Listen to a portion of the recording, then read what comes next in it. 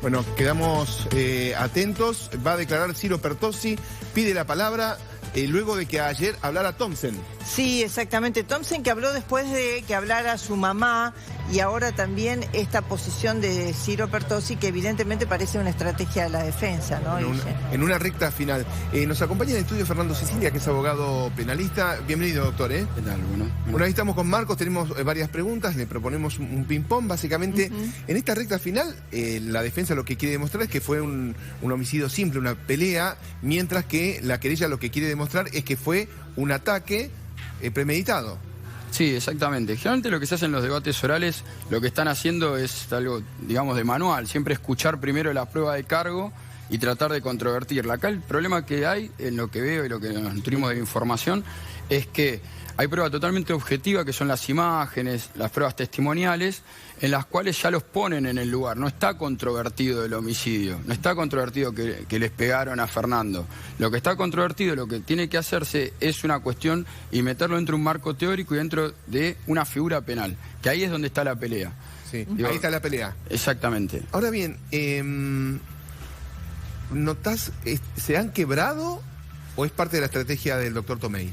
No, evidentemente es parte de una estrategia. Lo que pasa es que las declaraciones, hay que tener en cuenta que las declaraciones de los imputados en primer término no son juramentadas. Pero además de no ser juramentadas, puede decir que lo abdujo un ovni o que tuvo un ataque, que una persona o el diablo lo obligó a hacerlo, por ejemplo. Pero eso tiene que estar sostenido con algún tipo de prueba de descargo, no con los meros dichos. Por ejemplo, ¿hay que creerle al imputado? Puede ser, pero eso tiene que ser sostenido. No puede ser meras afirmaciones sin tener algún tipo de prueba que lo sostenga, en este caso, ¿no? De descargo. ¿Sí? Doctor, sí. Justamente a propósito de lo que está comentando, ayer Thompson hacía mucho hincapié en el hecho de que estaban tomados, que habían empezado a tomar temprano, en la playa, después de la playa cenaron y tomaron y llegaron ya tomados al boliche y siguieron tomando, por lo menos fueron por esa consumición a la barra, etcétera, como queriendo enmascarar la actitud. Incluso dice, no me acuerdo si le pegué a Fernando, en una situación como que estaba fuera de su control. Pero después las imágenes lo muestran corriendo, pegando, yendo a comer. Digamos, ¿hasta dónde se puede sostener el dicho de que estaba él atravesando una determinada forma o sensaciones o situación, cuando en realidad está todo documentado que aparentemente no había signos de ese estado que él menciona? No, aparte ni siquiera el código admite estado crepuscular, que es un estado intermedio, no es una total pérdida de conciencia ni una alteración morbosa de las facultades.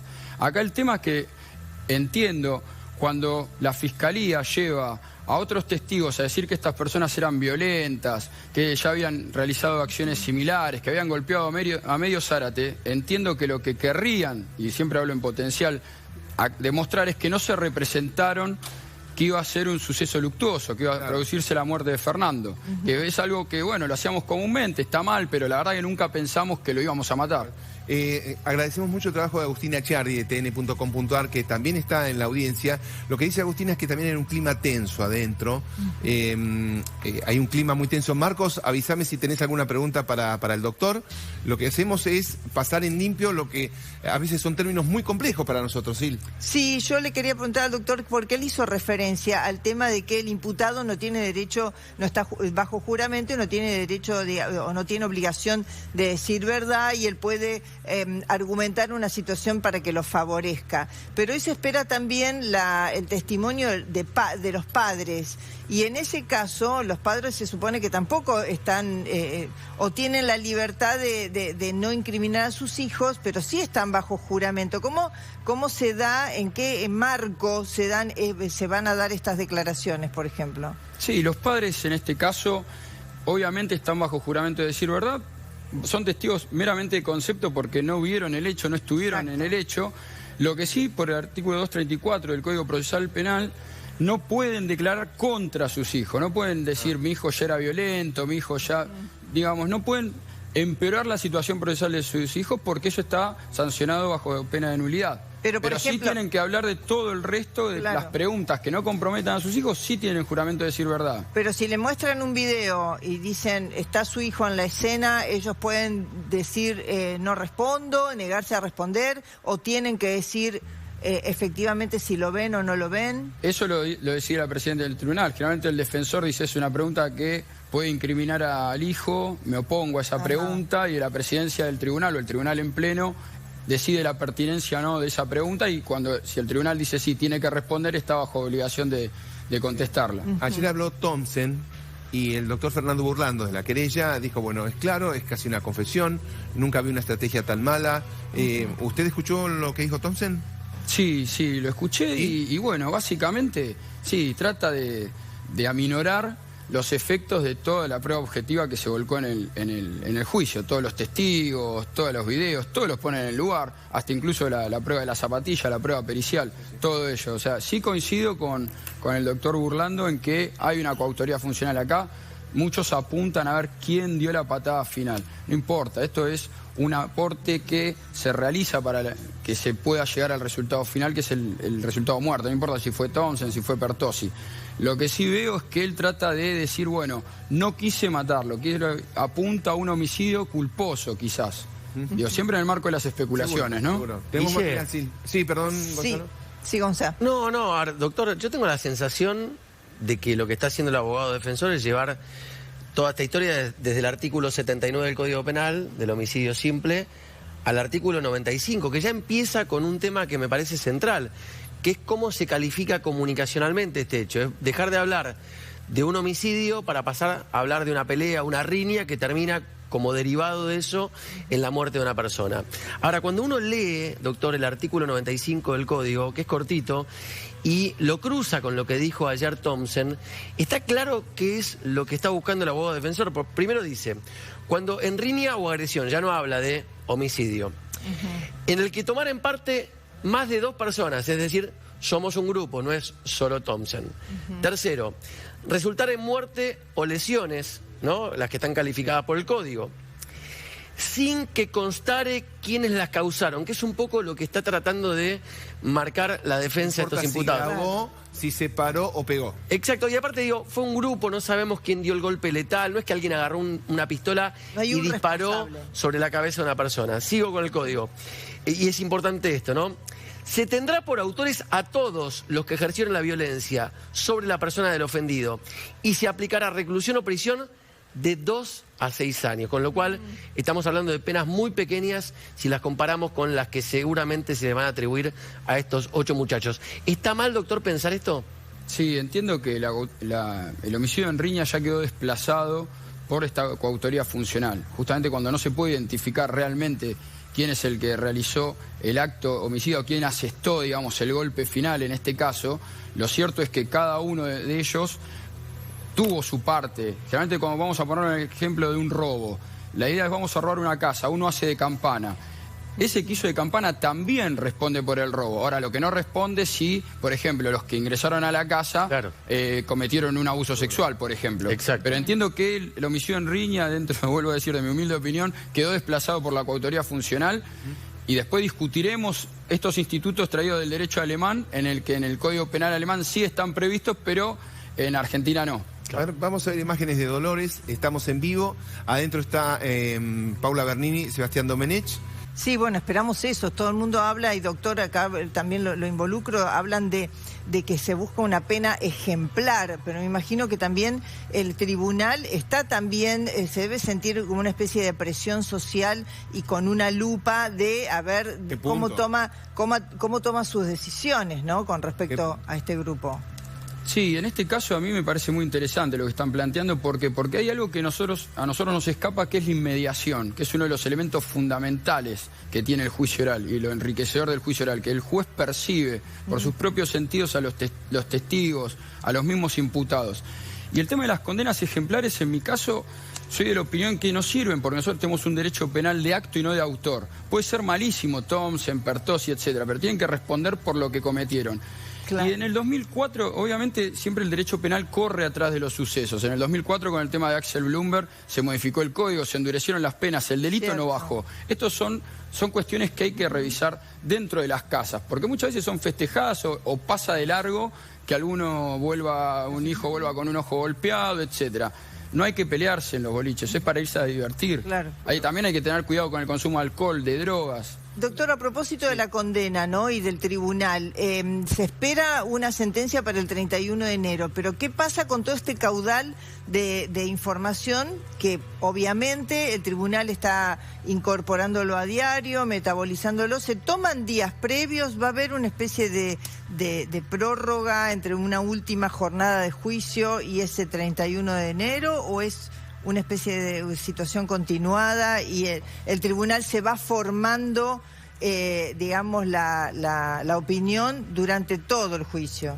Sí, acá hay una cuestión que nosotros tenemos que separar, y siempre parece la espectacularidad del alegato, ¿no? El alegato. Sí. El alegato es acomoda toda la prueba que ya vio el tribunal. Obviamente cada parte la utiliza lo que le conviene, pero el tribunal ya tuvo la percepción de la prueba. Después sí, obviamente, como se cierra el debate, con las últimas palabras de los acusados, el tribunal se toma 5 días para dictar el veredicto y sentencia. Perfecto. Para escribirla, ¿no? Que ahí van a estar los fundamentos para que alguna de las partes que no esté conforme con ese fallo pueda atacarlo. O sea que es de esperar que 25 o 26 de enero ya no haya actividad allí Debería, básicamente. Atención con lo que se viene. Doctor, a veces vemos que se trata de desmentir lo evidente. Esto a algunos nos causa, ¿no es cierto?, una impotencia. Es decir, pero si lo estoy viendo y me lo desmienten,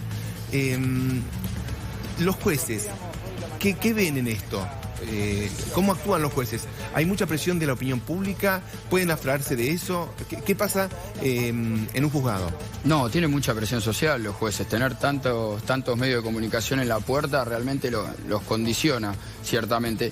Y a ningún juez le gusta que le mientan en la cara. La verdad es esa. Si bien es a veces mucho más conveniente que no declaren antes que le tomen el pelo, muchas veces. No digo siempre, podés buscar una estrategia para encaminar tu declaración para mejorar tu situación procesal, que en este caso es muy endeble. Lo cierto es que los jueces son susceptibles de la presión social, porque después se vienen los pedidos de juicio político, etcétera. Por eso digo, es un caso aberrante, estos chicos ya tienen condena social. ¿Por qué? Pero como pasó con ellos, hace 2 semanas pasó, no me acuerdo si en Berazategui o en Florencio Varela, pasó lo mismo. Exactamente. Y pasa exactamente lo mismo, y fue una cuestión de suerte. Lamentablemente no podemos dejar a la suerte que sigan sucediendo estas cosas, pero mientras siga habiendo alcohol, drogas, libertad para hacer lo que se quiera, en cierta forma, que me parece perfecto, pero no puede ser que no haya en la puerta de los boliches policía para controlar estos tipos de desbandes. El personal de seguridad podría haber frenado, si bien ellos tienen un rol de garante dentro del boliche, estaban enfrente, tuvieron la posibilidad cierta de frenar la pelea también, digo, y no los estoy cayendo a los de seguridad ni nada, digo, pero hay un cierto entramado que siempre lo dejamos esto a la suerte, sí, la verdad. Y hay algo en lo que algunos ponemos el foco desde el inicio. El doctor Fernando Burlando dice que no tiene las pruebas como para actuar, pero la policía en pleno enero tenía solo 5 agentes para un operativo de seguridad y ahora sobregiran y vemos que en Pinamar, en Villa Gesell, todas las noches, ponen un ejército. Claro, y hasta de tarde inundan las playas, la arena, se ve, ¿no? Un despliegue de policías tratando de evitar... Hacen un circo, ahora ya se pasan del otro lado. La pregunta es, ¿no les cabe al Estado una responsabilidad, doctor? Y deberían tener una responsabilidad. Ayer creo que lo escuché al doctor Burlando acá a la noche y dijo que estaban pensando en realizarle un juicio al Estado. Lo que pasa es que siempre es lo mismo que hablamos siempre. Siempre llega tarde la respuesta estatal. O sea, desde el punto de vista punitivo, que a veces se pasan de rosca con lo que es el derecho penal, el uso del derecho penal cuando no corresponde, o en esto, la prevención. La prevención es fundamental para que eviten estas cosas. Si ya todos sabemos que a la salida de los boliches se producen disturbios, o sea, hay peleas y agresiones. Sí. Tiene que haber un control, claramente. ¿Doctor? Sí. No, quería preguntarle a propósito de esta estrategia, puede ser, pero de parte, por ejemplo, de Thompson o de Ciro Pertossi, que plantean la situación como que, bueno, ellos no tuvieron noción de que había muerto Fernando, de que había sido tan grave el resultado de esta pelea para ellos. Y le pregunto si el hecho de, por ejemplo, que no ocultaron la ropa que tenía sangre, que tenía restos de la pelea, que se fueron de pronto a comer, si eso de alguna manera los ayuda en esta teoría de que no tenían noción, o tiene que ver con el hecho de que, por ejemplo, la policía cayó rápidamente a la casa a detenerlos. ¿Qué lectura le da usted con respecto a esos movimientos posteriores?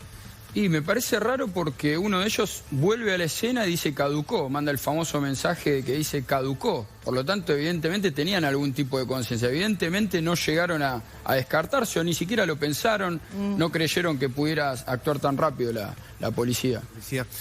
Hay crímenes que han marcado una bisagra acá en Argentina, ya los hemos nombrado, el caso María Soledad Morales, el caso del soldado Marco Octavio Carrasco, Kiara Páez, que marca el inicio de Ni Una Menos, el crimen aberrante de Lucio, el crimen de Lucio, doctor, se va a conocer la sentencia ahora en febrero. El caso Lucio, el caso Fernando, ¿de qué manera puede marcar una bisagra acá en Argentina?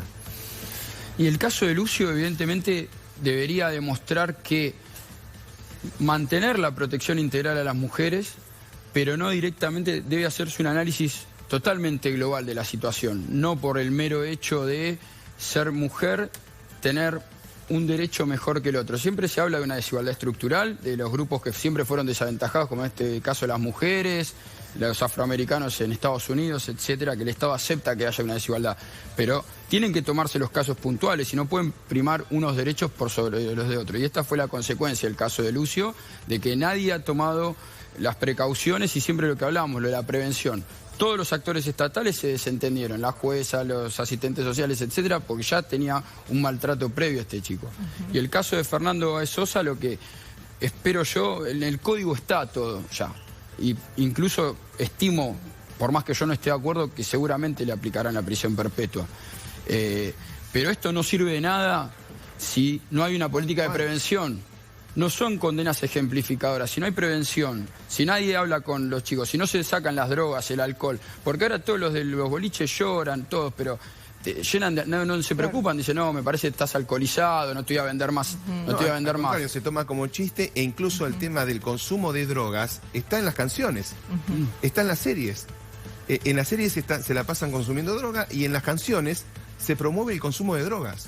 Y si vos llegás a decir algo en contra de las drogas, sos un fascista, un ridículo. Si llega, cualquier mensaje que uno diga en contra de las drogas, salta una cantidad de gente enojadísima. ¿Pero es un flagelo el tema del consumo de drogas? Sí, aparte es transversal a todas las clases sociales. En Punta del Este fallecieron 2 chicas modelos que estaban, no sé si ellas, pero en el auto, en alguno de los autos, que no se sabe cuál, había un polvo rosa que es nuevo, que usa, pero que se usan en la fiesta de Punta del Este, que es gente millonaria, básicamente. Es transversal. Silvia, tenemos mucho para hablar. Sí, por supuesto, y además, bueno, este análisis, ¿no? Que el doctor también se corre hacia el hecho de las responsabilidades compartidas en esta situación que nos plantea, ¿no? Desde adentro del boliche, ya todo. Cuando vemos un caso como el de Fernando, nos damos cuenta que esa misma noche, en ese mismo lugar, potencialmente había muchas víctimas. ¿Por qué? Porque el boliche estaba abarrotado y había muchos chicos concurriendo allí.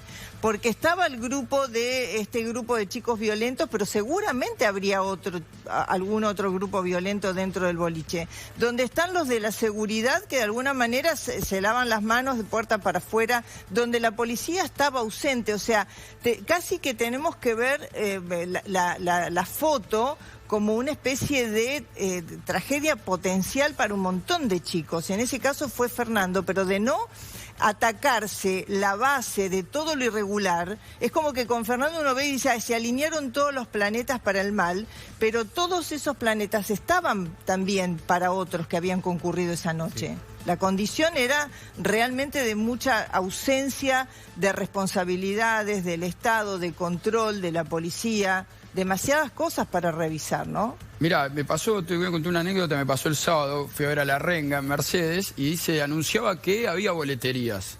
Ahora hay una resolución de AFIP que vos podés pagar con Mercado Libre, alguna aplicación y tarjetas de crédito. Bueno, obviamente lo único que había era para pagar en efectivo, no se cumple con la resolución de AFIP. Obviamente un montón de gente se quedó afuera. Después se produjeron pequeñas trifulcas, pero realmente la gente de seguridad y la policía la manejó muy bien.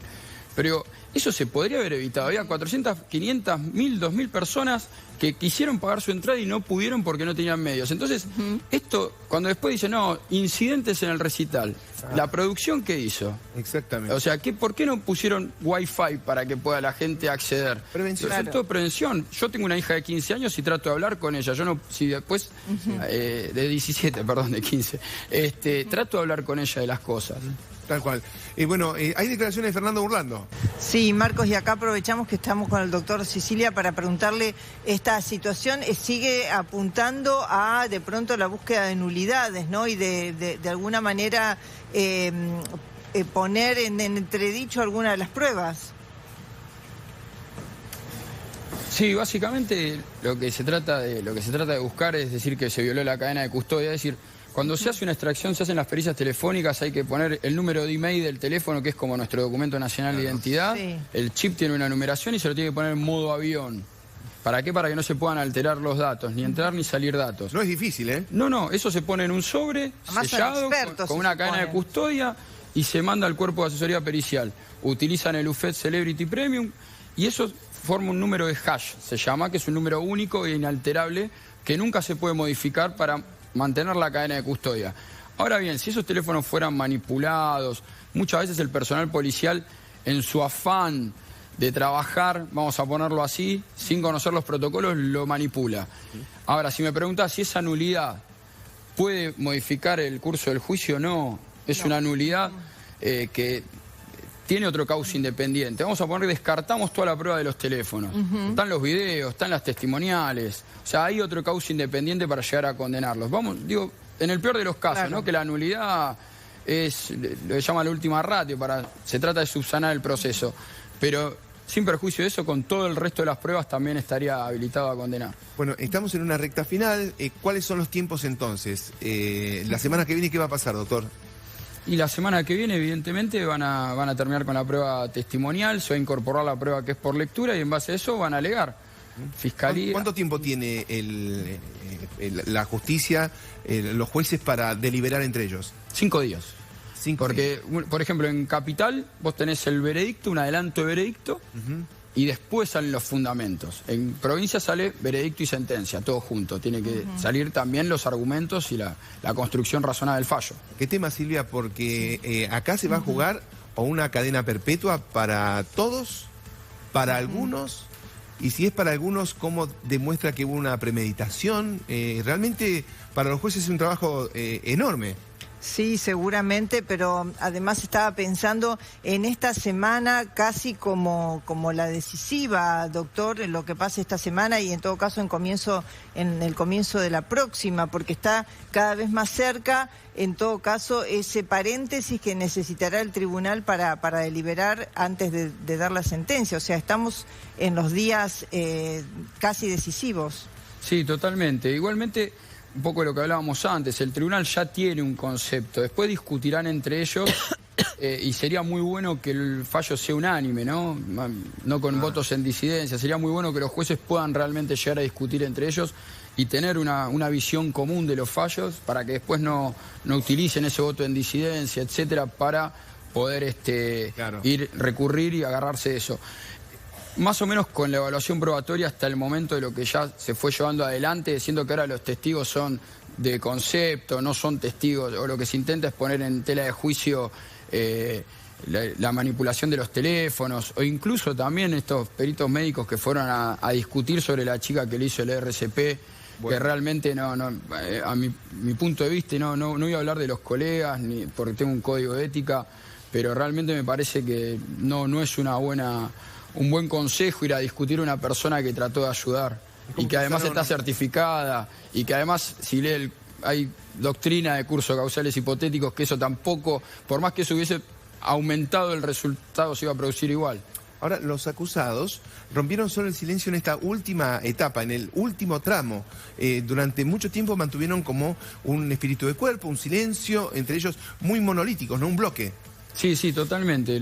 Por eso extrañó en su momento la defensa única, esta defensa en bloque, cuando en apariencia, creo que con todos los que discutimos y todos los que han escuchado ustedes, podemos llegar a repartir distintas cuestiones de coautoría, participación necesaria, participación secundaria, etcétera, para tratar de poder aminorar los efectos de la pena. Digo, ¿no? Un partícipe secundario en un delito agravado puede recibir pena de 10 a 15 años, no es lo mismo que 50. Seguro.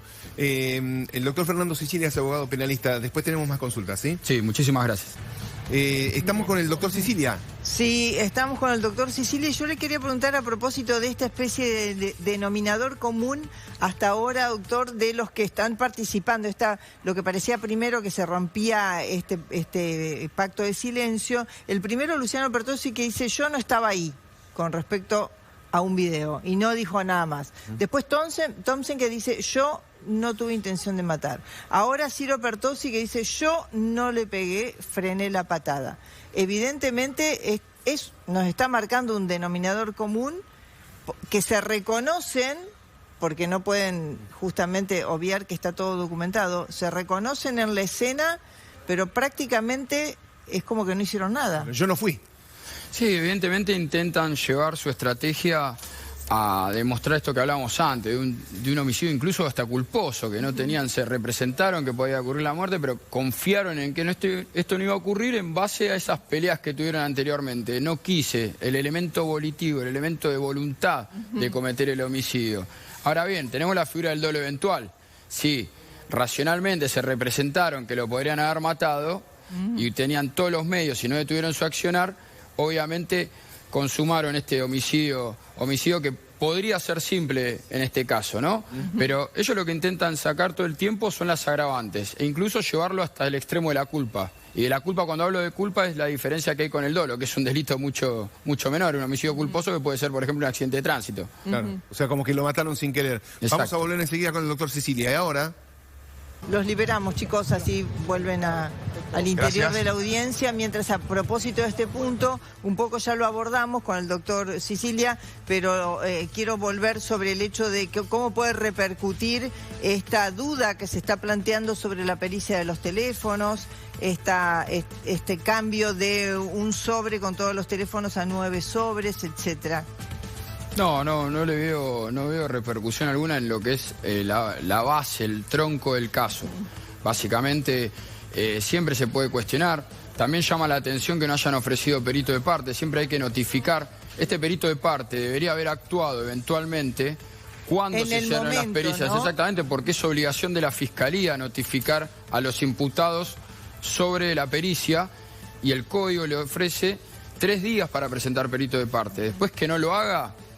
es otro tema. Y ese perito que uno va a presentar va a controlar el acto. Y todas esas cuestiones que están planteadas ahora en el debate, que revisó posteriormente, las debe dejar constando en un acta al momento de realizarse la pericia. Incluso se puede llegar a suspender, porque el mismo perito de parte puede llegar a denunciar esta circunstancia de esta supuesta alteración, por ejemplo. Claro. Pero, sí, perdón, Guille, pero porque se me ocurre para preguntarle al doctor si es posible que incluso en esta nube de duda que se empieza, que trata de plantear este perito de parte de la defensa de los imputados, si no queda también una especie de ventana de decir, bueno, también pudo haber sido manipulado por... Ellos dicen que en el momento de la detención y entregaron sus claves y todo, pero esto también pudo haber sido manipulado a lo mejor en forma remota por, no sé, algún familiar de alguno de los detenidos, sí, para borrar evidencia o prueba. Desde la nube se puede borrar. Ustedes ven que con los usuarios, sea teléfono importado, tiene un código, tiene un usuario, tiene un acceso y se puede manipular desde una computadora y desde otro teléfono con ese mismo número de usuario. Entonces nosotros tenemos en Argentina lo que se llama la teoría de los actos propios. Prácticamente, no quiero decirlo de forma violenta, no podés oponer tu propia torpeza como causal de nulidad. Si vos no presentaste el perito en forma oportuna cuando fuiste notificado y salvaguardado por la ley, después no puedo decir, bueno, como mi perito no estuvo, fue una pericia defectuosa, ahora quiero que se nulifique. Clarito. A ver, la otra cara de Fernando. Sumamos al doctor Sicilia, abogado penalista. Doctor, ¿es posible que haya una condena perpetua para los 8 acusados? Sí, en base a la teoría del caso de la Fiscalía de la querella, de los particulares damnificados, es muy probable. Ellos van a plantear y van a, más allá de lo que podamos opinar desde afuera con la gran información que nos traen los periodistas, entiendo que ellos están construyendo su teoría en base a eso. ¿Para qué? Para delimitar el objeto a que hubo una alevosía o un concurso premeditado de 2 o más personas. Ese es el tema, pero eso tiene que acreditarlo. Todos esos indicios que se dan a través de la prueba tienen que ser unívocos, tienen que ir, digamos, tenemos que tener en cuenta que los jueces no estuvieron en el lugar, ni tampoco los jueces se pueden meter en la cabeza de los imputados. Esa construcción para lograr los agravantes tiene que ser llevada adelante por la querella y por la fiscalía, que es quienes tienen la carga probatoria. Después los jueces lo tomarán o no lo tomarán. Pero sí, es probable porque es a lo que apunta la querella. Las acusaciones, privada y particular. Doctor, ¿y qué lectura le da usted a este miedo que reiteradamente varios de los imputados esgrimían a la perito o a la psicóloga que está declarando ahora, en su momento, cuando eran los inicios de la detención y cuando se comenzaban a hacer todas estas pericias, a las filtraciones? ¿Eso tiene que haber sido una advertencia, por ejemplo, de los abogados que los representaban? Sí, porque muchas veces las pericias psicológicas apuntan, todavía se mantiene el modelo inquisitivo, el modelo de la culpa, etcétera, y muchas veces se le hacen preguntas, muchas veces no es diestra la perito, y le pregunta sobre el hecho. Y cuando se le pregunta sobre el hecho, qué actitud, y son las preguntas que hacen típicas una plancha que manda del juzgado, y dice, ¿qué actitud tuvo? ¿Cómo se asume frente al hecho? Y la persona no puede, si tiene la potestad de no declarar, tampoco lo puede hacer en una pericia psicológica, porque también se estaría autoincriminando. Recordemos que uno puede ser objeto de prueba, pero no sujeto de prueba. Es decir, uno puede ser sometido a una rueda de reconocimiento, pero uno no puede ser sometido coercitivamente por el Estado a confesar algo ante una perito psicóloga. Bueno, Marcos Barroca, sigue la audiencia, estás en vivo en el lugar. Doctor, escuchamos, por ejemplo, a Pablo Ventura decir que eran violentos y que sabía que algo iba a terminar mal. Después escuchamos o a Guarino o a Milanesi decir, bueno, si eran violentos y yo le dije a mi mamá y a mi hermana o a mi novia, si vuelven a pelear, yo me vuelvo. ¿Se juzgan hechos en este caso y no conductas, o esa conducta implica algo? No, esa conducta previa que tienen, es muy interesante lo que plantearon los testigos que declararon ayer, porque son testigos presenciales, son amigos y además están bajo la obligación de decir verdad. Ellos sí no tienen ningún tipo de excusa absolutoria para declarar.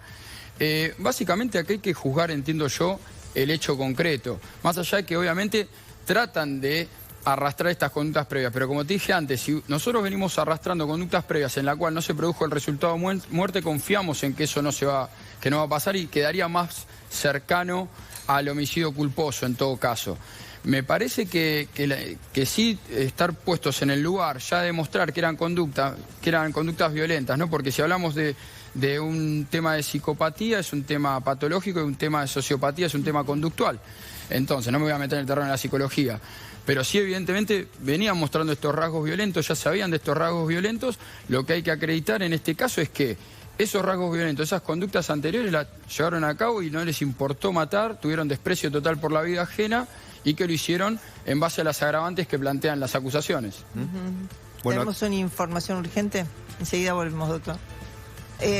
Al doctor Sicilia le pregunto porque dijimos ya, ¿no?, la situación de estos padres que están citados por la defensa, supuestamente son testigos, no pueden mentir, pero a la vez pueden en todo caso excusarse para no incriminar a sus hijos.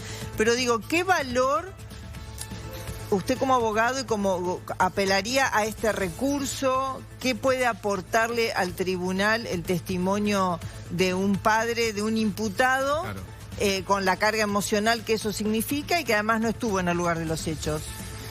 Y un valor muy exiguo, primero por esto que vos decías de que no puede declarar en contra del hijo. Ya el testimonio en ese momento debe ser infravalorado. En segundo lugar, no estuvo en el lugar de los hechos, más pierde contundencia aún.